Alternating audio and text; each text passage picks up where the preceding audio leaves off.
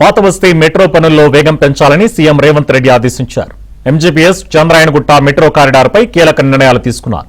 7.5 కిలోమీటర్ల మేర రోడ్డు విస్తరణ పనులు త్వరగా పూర్తి చేయాలని, మెట్రో పనులకు వీలైనంత త్వరగా టెండర్ ప్రక్రియ ప్రారంభించాలని సీఎం ఆదేశించారు.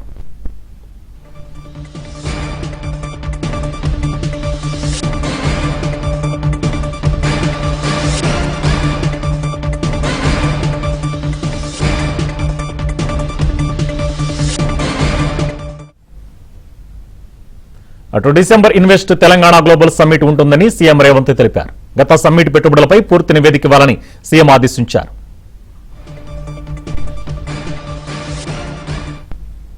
ఇదే అంశంపై మరిన్ని డీటెయిల్స్ మా కరెస్పాండెంట్ నర్సింగ్ అందిస్తారు. నర్సింగ్,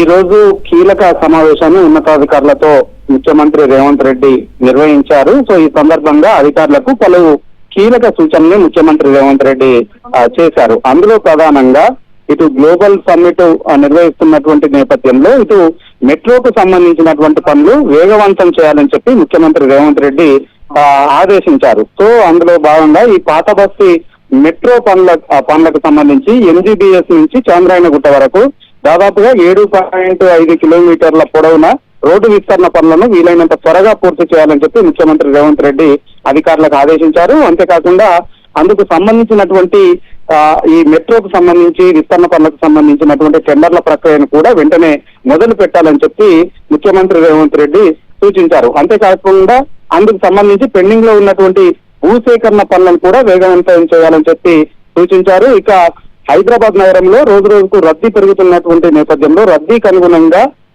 రవాణాను రవాణా సౌకర్యాలను పెంచాల్సినటువంటి అవసరం ఉంటుంది. కాబట్టి మెట్రో పైన ప్రత్యేకమైనటువంటి దృష్టి పెట్టాలి.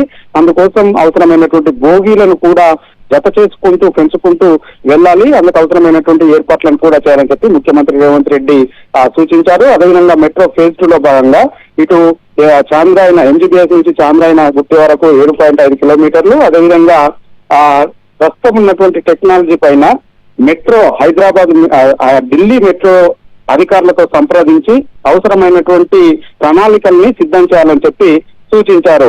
ఇక ఇటు గ్లోబల్ సమ్మిట్ డిసెంబర్ లో జరుగుతున్నటువంటి నేపథ్యంలో అందుకు సంబంధించినటువంటి ఏర్పాట్ల పైన కూడా ముఖ్యమంత్రి రేవంత్ రెడ్డి కీలకమైనటువంటి ఆదేశాలు జారీ చేశారు.